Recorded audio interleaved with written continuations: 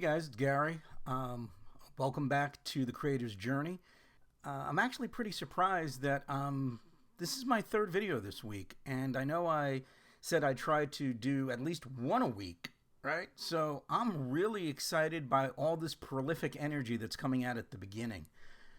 The reason I'm doing this video is that my friend Robert Jones, the story detective, who told me about Authortube and encouraged me to join Authortube because he thought it would kick me in my ass and force me to start my writing journey again and finally finish the story that I've been talking about for a couple of years now that's about halfway written. He let me know that I really needed to do the newbie tag video for Authortube. Question 1. What's your book's pitch? If you have multiple works, choose your favorite.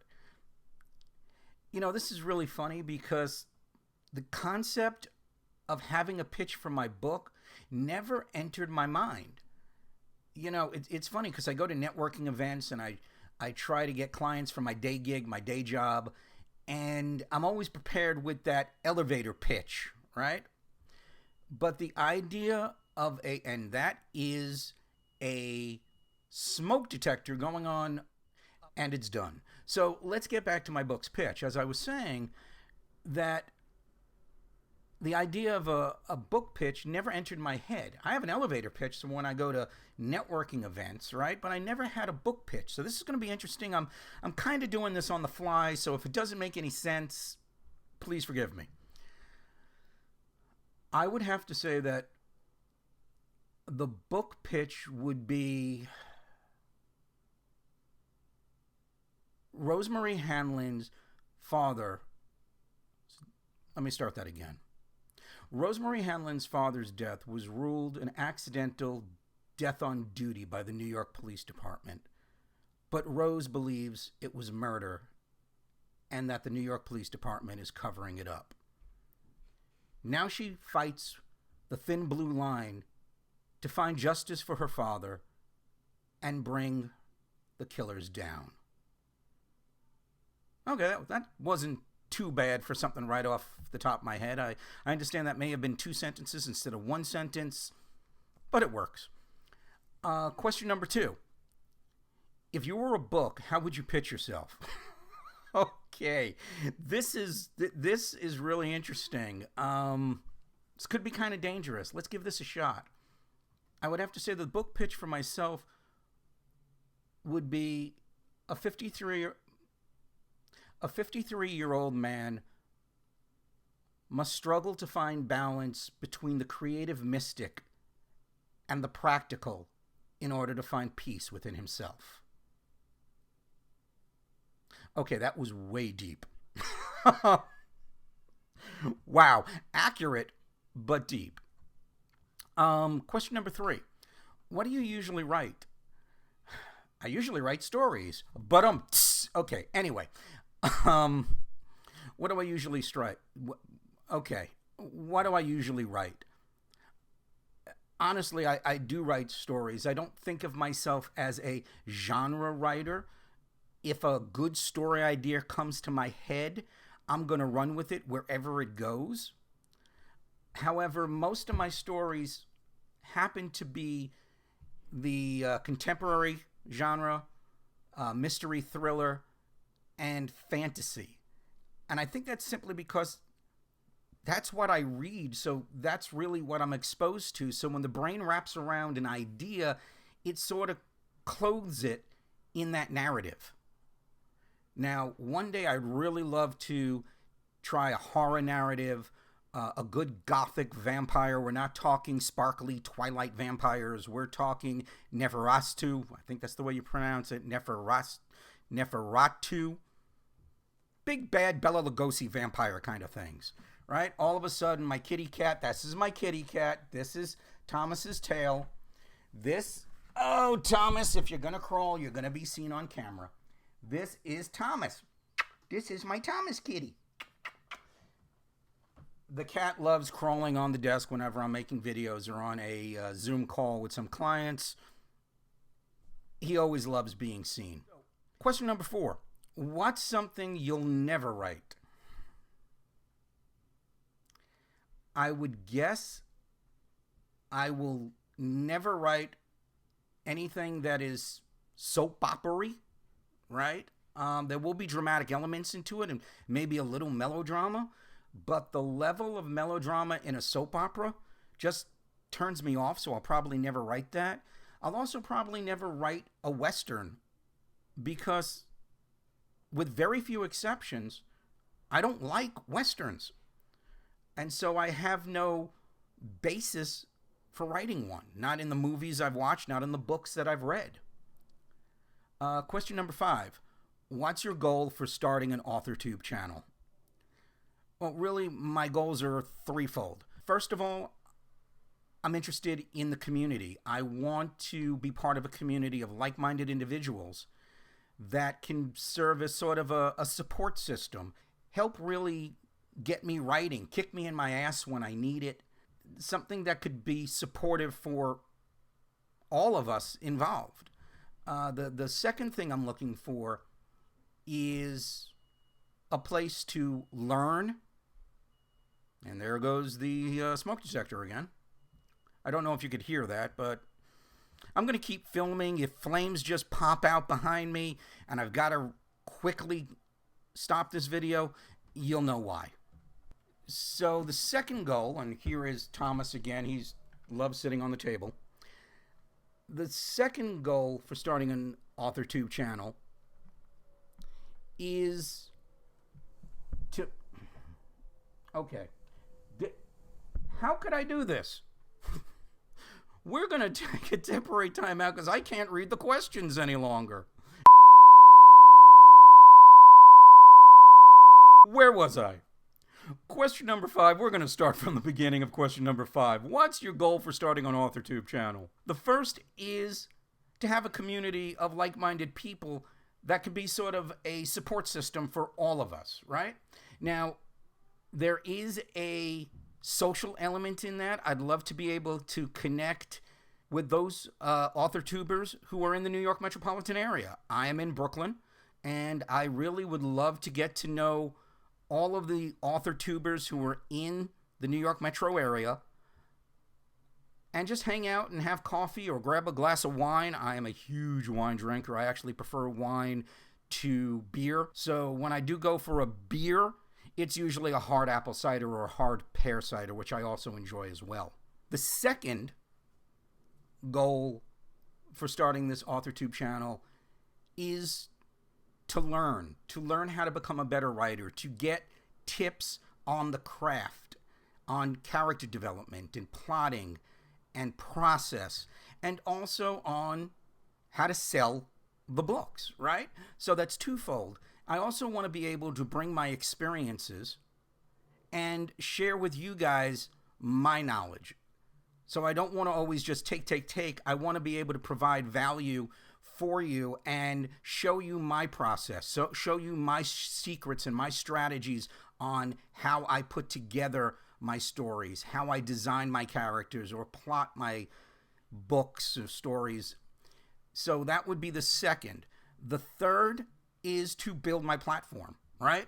I think that's part of the reason that we're all here on Authortube and on YouTube in general, is to build that platform so we could have our tribe of people that will follow us, that we could provide value to, and if we choose to monetize that, to eventually monetize it with products or services or selling books or whatever it is, right? We could even monetize it on YouTube by being part of their ad platform, right? So even that is an option. And again, there's really nothing wrong with that as long as you're doing it upfront, transparent, and ethically. Question number 6. What made you want to start writing? I always describe writing and how I come up with my stories as different people walk around in my head, and every once in a while they sit on the park bench and they tell me their stories, and I'm just translating it or dictating it. And I really think of that's how I think about my writing. And I've been writing, I guess, ever since the 5th or 6th grade. I think my first story, which was a creative writing assignment in elementary school, was about a trip to Mars. And I ended up writing a short story on a trip to Mars. I think I got a B or an A or something on it that made me feel really good. And then I showed it to my mother. And as my mom usually does, she looked at it, she read it, she handed it back to me and said, "This is good. You can do better." Which is why I'm a recovering perfectionist. So, question number 7. What's your publishing path? Do you want to be a self-published author, a traditional published author, a hybrid? Haven't decided yet? Or do you just want to write for fun? And folks, Thomas is just being a butt. I love him to death, but he just really wants to be with me on this table.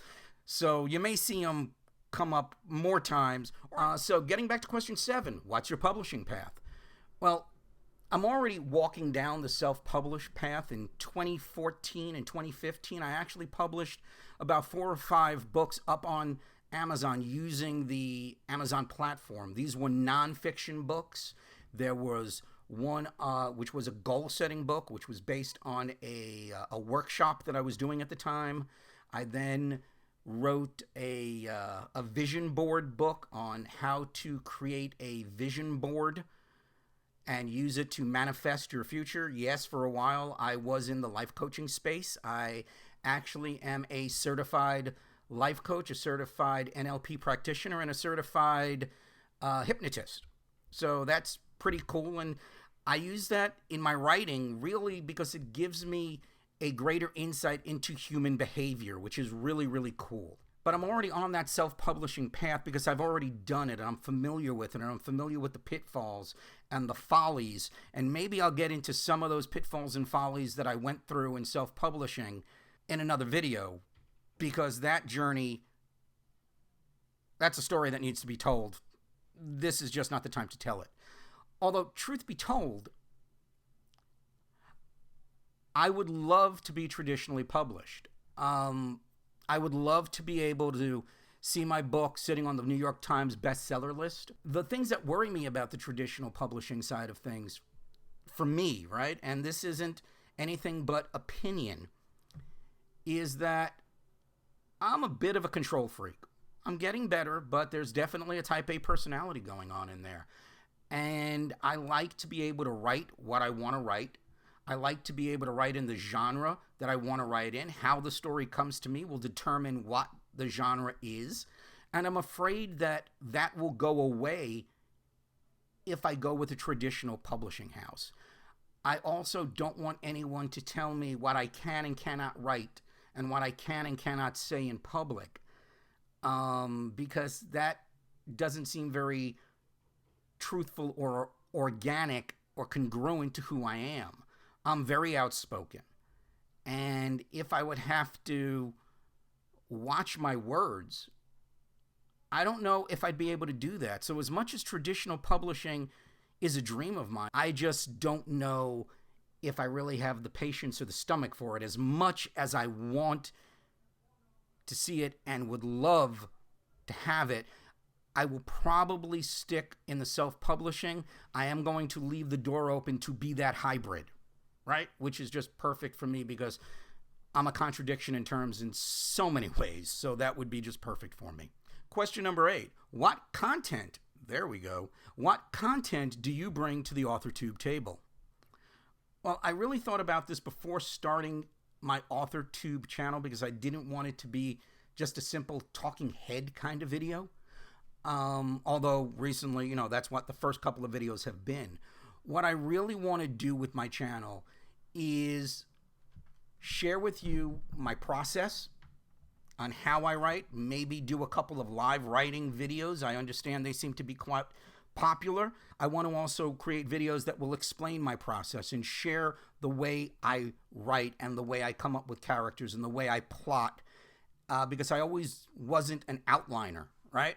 I started out as a seat of the pants guy. I think it was pantser. There was a very large part of me that rebelled against structure in any way, shape, or form because I thought it was going to be too constrictive. And so I always wrote off the top of my head, trusting that the story would go where it wanted to naturally and organically. And what ended up happening all the time was this long, windy story that eventually just ran out of gas because I never knew what to do with it. And then I started learning about plotting, and I discovered that the plotting, instead of being restrictive, really opened me up because I now had the skeleton that I could play in. I now knew what the story arc was, where it started, where it ended. I now knew what the individual character arcs were. And I think it's also important to say I also gave myself permission to not stick with them. All it was a blueprint or a skeleton, and if I needed to change it, I could. But having that blueprint, I find right now, makes it so much easier because I know the order, A, B, C, D. And I usually use in my writing, I overlay the hero's journey onto the 3-act structure, right? Or maybe that's the other way around, overlaying the 3-act structure on the hero's journey. Whichever way it is, I find that works for me because the hero's journey fits perfectly into the 3-act structure. And I know there's a lot of writers and a lot of writing teachers and coaches out there that don't like the 3-act structure. They think it's too restrictive. They think it's too cliched. But I'll tell you, it works. Right? Things are usually a cliche and they usually become old hat because they stick around for a while. And things stick around for a while because they work. I love the 3-act structure, and putting it right on top of the hero's journey works perfectly for me. It also worked for George Lucas, by the way. Right? So take that for what you will. I also want to do, I would love to do like an interview series for Authortube, like a talk show almost, that instead of simply videos on writing craft and simply videos on showing the journey and sharing the challenges, which is important, and I'm going to be doing that as well, I would love to come up with like an Authortube talk show. That's a horrible name. I'll come up with a better name, where I would interview different Authortubers and different creators, and we would just spend an hour talking. Just like we're sitting down having coffee. Maybe with this platform, tea would be more appropriate. But we would sit and we would talk, and I would just interview them about their journey, about how they work, about their challenges and how they overcame them. I think that would be really, really interesting. So I'm really looking forward to doing that and seeing where it goes. What's your biggest writing struggle? This, by the way, is question 9. I would have to say my biggest writing struggle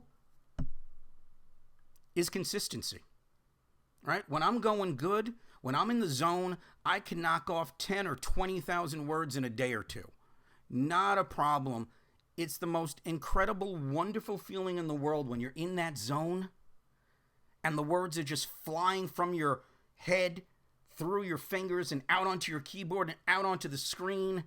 And it all happens effortlessly, right? I could only imagine that this is what a baseball player feels like when he's in the middle of a hitting streak and that baseball coming up looks like a grapefruit. And there's no feeling better than when you're hitting it and everything is flowing. And then somewhere around the line, my brain falls off the cliff. And I forget how to spell cat. And all of a sudden, it's like the faucet has turned off. And I can't write my way out of a paper bag. And I look at the scene, and even if I know what I want to do with the scene, the words don't come. And that drives me crazy. Now, I don't know if you call that writer's block. I don't know if you call that time to step away. But that's really my biggest struggle, is that when I'm going good, and everything is free and easy, man. It's like the wind is blowing through my hair if I had hair. It's that kind of feeling where you're just sitting in a convertible, driving down the highway at 80 miles an hour, and everything is beautiful. But then I get the opposite. And I'd love to be able to limit the opposite, right? Limit the number of times where words elude me and I can't write, or I write and I look at it and I go, wow, that sucks. That's crap. And I just hit delete and I start again. So that would be my biggest struggle, in addition to consistency. You know, writing each and every day, I find would help that. At least that's my belief. And I really don't write every day. And that's on me. Because while we're all busy, and I'm very busy, I have the advantage of working for myself, which means I could arrange my schedule around when I want to write. And I still don't have the motivation to do it each and every day. That was actually part of the reason I joined the Authortube channel, because I hope that being forced to create these videos and being forced to hold myself accountable to a whole bunch of people who are watching me, that it will force me to sit down and block out time each and every day, at least an hour, to write. So, question number 10. What's your best writing skill? This is a good question. Never really thought about it before. I would say I have a skill at coming up with big picture plots, right? That 1,000-foot view of what I want the story to be, those ideas just come out of my head. And then taking those ideas and really getting into the plotting and the characters and the story arcs and the character arcs, that is something I'm also very good at, because it's all dream work at that point for me, right? It hasn't become real yet. When I sit and look at a blank page, then it becomes real. But in that 1,000-foot view or 10,000-foot view, that's where I excel. And that's where I can come up with the most incredible stories and characters and plot devices. So, question number 11. If you've been on YouTube for a while, what's your best Authortube tip? Well, that's not applicable for me, so we'll just jump right into question 12. If you're new to Authortube, what is your biggest Authortube question? I guess my biggest Authortube question would be, how does the whole thing work, right? I mean, I understand you guys put out the videos and you have a community, but I guess I'm wondering what the, outside of watching the videos and growing your followers in numbers, how does that translate into building relationships in real life, right? How does that benefit you in building value and building relationships and meeting people, and not just screaming into an echo chamber or screaming into the void? But that is really my biggest Authortube question, is how do you get past that feeling that you're just screaming into the void and no one is listening to you? And how do you create content and market that content, meaning put it out there on YouTube with the proper tags and the proper hashtags and this, that, and the other, to ensure that you're being seen and that you can engage with your audience so that you can grow and help more people? That, I guess, would be my biggest question. So, question 13. Are you looking for any new channels to follow, betas, CPs, or other types of writer buddies? If so, tell us who you're looking for and connect with them in the comments. I think I answered this in my first or second question about why I'm coming to you, Authortube, which is a sense of community and building those relationships, and hopefully some of those relationships can develop offline in real life. So yes, I'm looking to connect with a whole lot of people, right? Whole lot of lumps. That's a Warner Brothers cartoon with Pete Puma. Just, if you don't get it, look it up. It's a great, great cartoon. Anyway,